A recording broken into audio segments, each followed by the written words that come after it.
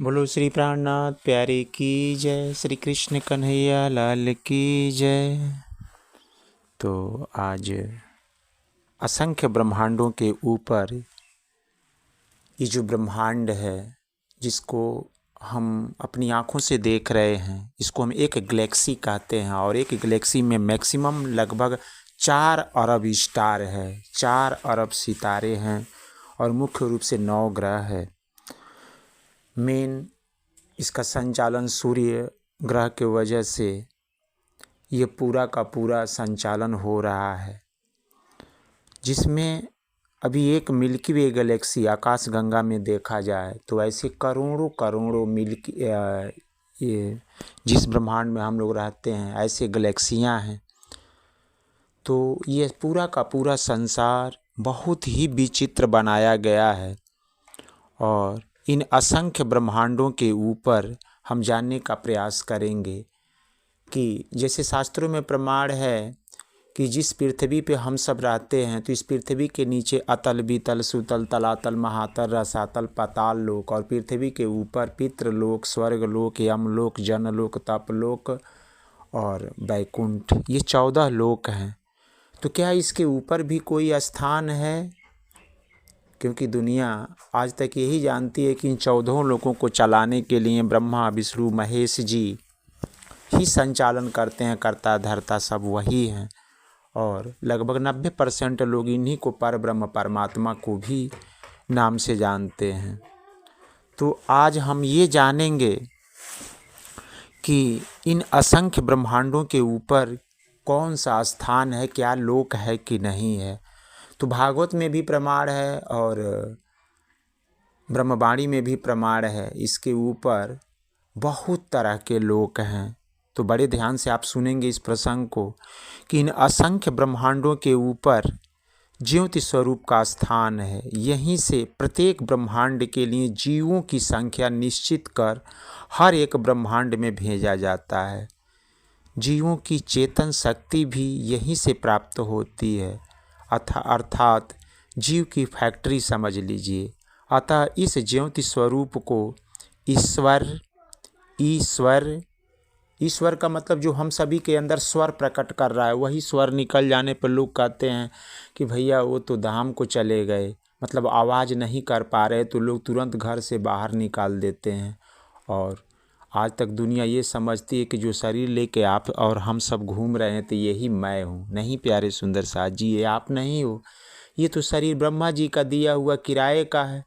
जो आपके अंदर जो आप बोल रहे हो या मैं बोल रहा हूँ वही मैं हूँ और वह स्वर प्रकट होता है, आवाज़ निकलता है। जब तक आवाज़ निकलेगी तब तक आप जिंदा हैं। आवाज़ निकलते ही वह सत्ता जाने के बाद से इस शरीर को लोग निष्क्रिय कर देते हैं।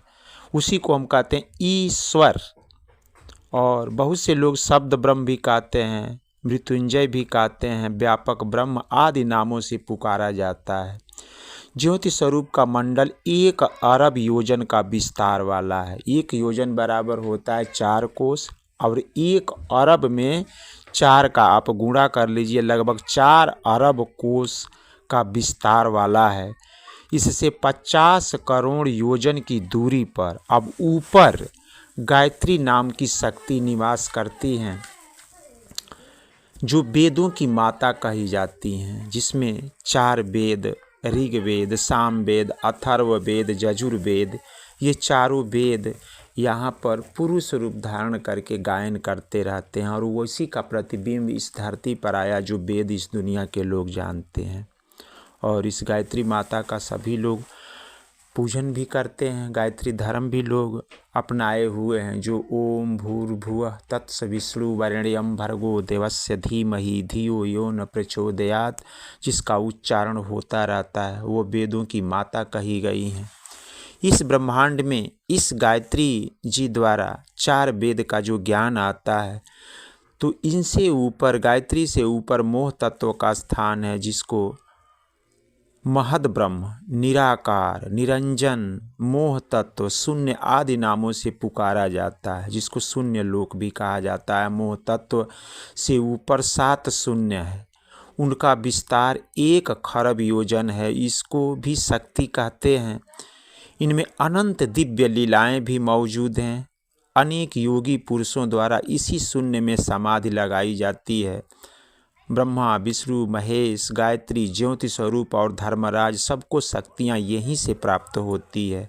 7 रंगों का यहाँ पर स्थान है, जिसमें इस पूरे संसार में जो भी आप 7 देख रहे हैं, 7 दिन, 7 आश्चर्य, 7 स्वर, सारेगामा पधनी सा, और सूरज में 7 प्रिज्म, यह सब इसी स्थान से आता है। इसको शास्त्रों में प्रकृति, माया, ब्रह्म, इच्छा शक्ति आदि विविध नामों से पुकारा जाता है। इस 7 शून्य से ऊपर महाविष्णु आदि नारायण का स्थान है। तो एक बात मैं और बता दूं, यही 7 शून्य है जो राजा होते हुए भी आप सुने होंगे कि महात्मा बुद्ध की पूरी कहानी। तो महात्मा बुद्ध अपने घरों में एक बच्चा भी था, उनकी वाइफ थी, राजा भी थे, और जब उनको इसी 7 स्वर का बीड़ा गिरा तो उस बीड़ा की आवाज़ उन्होंने सुना और वो घर द्वार त्याग दिया उसी बीड़ा की आवाज़ को पकड़ने के लिए कि इसकी कौन से धाम से आवाज़ आई है, और पूरा जीवन इन्होंने व्यतीत कर दिया, लेकिन 7 स्वर का जहाँ से आवाज़ आया था इस बिंदु को वो नहीं जान पाए और उसी में लटके रह गए, क्योंकि वहाँ पर बहुत तरह की लीलाएं हैं, उसी लीलाओं का स्थान है और उसी स्थान से आवाज़ आई हुई थी, जिनको पूरे दुनिया के लोग बुद्धम शरणम गच्छामि के नाम से जानते हैं, और आज भी उसी बिंदु पर ये ध्यान लगाते हैं। और उससे ऊपर आप चलेंगे तो महाविष्णु, जिनको आदि नारायण कहा जाता है, आदि नारायण के 4 पार्ट हैं, अनिरुद्ध, प्रद्युम्न, वासुदेव और संकर्षण, जिससे ये सारा का सारा ब्रह्मांड बनता है, बिगड़ता है। इन्हीं 4 शक्तियों से गाइडेंस होता है। इनसे भी ऊपर आप चलेंगे तो महाविष्णु आदि नारायण का स्थान है। इन्हीं महाविष्णु से असंख्य ब्रह्मांडों का उदय लय हुआ करता है। पाताल से लेकर यहाँ तक जितने भी स्वरूपों का वर्णन किया गया है, महाप्रलय में वे सब जीव इसी महाविष्णु में लय को प्राप्त होते हैं। ध्यान से सुनिएगा कि जब महाप्रलय होता है तो यहाँ से लेके नारायण धाम से लेकर के और यहाँ तक सब कुछ नष्ट होकर के सभी जीव इसी में समा जाते हैं। इन महाविष्णु के चारों तरफ अपार विस्तृत महाशून्य है, जिसमें असंख्य ब्रह्मांड उदय लय को प्राप्त होते हैं। इस महाशून्य स्थान को परमाकाश, महाविष्णु, महामाया, शब्द ब्रह्म आदि अनेक नामों से पुकारा जाता है। अष्टावरण सहित विराट, मोह तत्व, इच्छा शक्ति, अहंकार आदि सब महाविष्णु के अंदर मौजूद है और महाविष्णु इस महाशून्य में विराजमान है। महाप्रलय के समय अष्टावरण सहित विराट ज्योति स्वरूप गायत्री, 7 शून्य, निरंजन, निराकार और महाशून्य सहित महाविष्णु का भी लय हो जाता है। इसी को शास्त्रों में क्षर पुरुष कहा जाता है। क्षरतीत क्षर, जिसका नाश होता है उसे क्षर ब्रह्म कहते हैं, और जिसको गीता में भी भगवान कन्हैया ने कहा कि द्वामियो पुरुषो लोके क्षर अक्षर एवं च क्षर सर्वाणि भूतानि कूटो वस्तु अक्षर उच्यते उत्तम पुरुषोत्तमन्य। क्षर, जो क्षर पुरुष का वर्णन किया गया, क्षर मतलब जिसका नाश हो जाता है, अर्थात महाविष्णु। और ये नाश कैसे होता है इसको भी समझना है। अगर दुनिया के लोग इनको अखंड समझते हैं तो भागवत में भी आता है प्रसंग कि 4 तरह के प्रलय होते हैं, और इसी बात को महाराजा छत्रसाल जी प्राणनाथ जी से भी पूछे थे कि क्या प्रभु प्रलय कितने प्रकार का होता है और यह कब नाश होता है। तो प्राणनाथ जी ने भी बड़ा सुंदर भाव से बताया था कि प्रलय 4 प्रकार का होता है। पहला होता है नित्य प्रलय, दूसरा नैमित्तिक प्रलय, तीसरा प्राकृतिक प्रलय और चौथा आत्यांतिक महाप्रलय अर्थात महाप्रलय।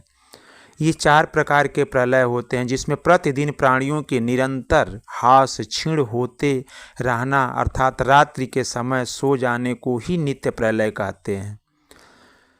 सतयुग, त्रेता, द्वापर, कल, इन 4 युगों को एक चतुर्युगी कहते हैं। जब 1000 चतुर्युगी व्यतीत होते हैं तो ब्रह्मा जी के एक दिन होता है और इतने ही समय ब्रह्मा जी की रात होती है।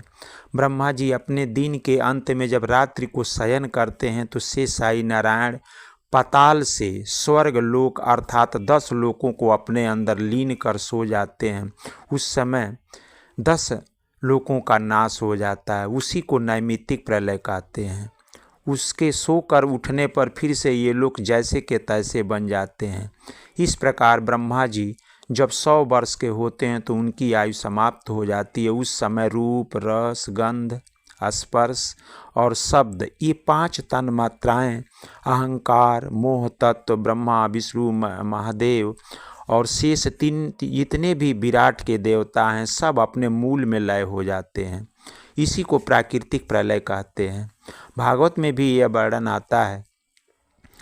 जीवात्मा के सांसारिक कर्मों के बंधन जब ज्ञान के द्वारा नष्ट हो जाते हैं और जब परमात्मा के अखंड स्वरूप को प्राप्त कर सर्वदा के लिए आवागमन से छुटकारा प्राप्त कर लेता है तो उस जीव का आत्यांतिक प्रलय अथवा महाप्रलय हो जाता है। मतलब वो आवागमन से हमेशा के लिए छुटकारा हो जाता है, उसी को महाप्रलय कहते हैं। जबकि ब्रह्मवैवर्त पुराण में भी लिखा गया है कि ब्रह्मा, विष्णु, नारायण, शंभु आदि जितने भी देवता हैं वे सब अपने अपने अधीन लोकों को अपने में लीन कर प्रकृति में, और प्रकृति जब अपने मूल स्वरूप ब्रह्म में लीन हो जाती है तो उसे महाप्रलय कहते हैं। अर्थात अक्षर ब्रह्म से लीन हो जाते हैं तो उसी ही महाप्रलय कहते हैं। उस समय अक्षर ब्रह्म और अक्षरातीत पुरुषोत्तम पर ब्रह्म के अतिरिक्त कुछ भी शेष नहीं रह जाता। तो उसके बाद आप जानेंगे कि नारायण के बाद से बेहद भूमिका है। बेहद भूमिका में बहुत तरह के लोक हैं, जैसे अक्षर ब्रह्म के 4 अंतःकरण है, मन, चित्त, बुद्धि, अहंकार, इनका लोक है। और अक्षर ब्रह्म से आप ऊपर जाएंगे तो परम धाम है, जहाँ पर हम सभी का निजी घर है, परम धाम। तो इस संसार में अगर मनुष्य तन अगर आपको प्राप्त है तो आप हमेशा ख्याल रखिए इन प्राकृतिक कि जितनी भी वस्तुएं हैं यह सिर्फ स्वप्नवत है, हम सबको देखने के योग्य है। आप देखिए, एंजॉय कीजिए और करके अपने निजी घर सत्य को पहचानने का प्रयास कीजिए, क्योंकि ये सारा नाशवान है और जो सत्य है वो उसका नाश नहीं होता। इसीलिए प्यारे सुंदर साथ जी, मैं इस टॉपिक पर विशेष करके ध्यान देते हुए इस टॉपिक को मैं बनाया हूँ कि यह 14 लोकों के बाद वह बेहद भूमिका की धाम है। उससे भी परे वह पर ब्रह्म परमात्मा का धाम है, जहाँ से आवागमन नहीं होता। तो आप हमेशा प्रयास करें, अपने पूरे परिवार को भी ये बात बताएं, अपने मित्रों को भी बताएं कि हम सब मनुष्य तन पाए हैं तो हमारा दायित्व क्या है, और उस दायित्व को निर्वहन करते हुए अपने जीवन का कल्याण करें और उस पर ब्रह्म परमात्मा को खोजने का प्रयास करें और उसी धाम में अपने निजी घर वापस जाने का प्रयास करें। इन्हीं शब्दों के साथ आप सभी को कोटि 100 बार प्रणाम।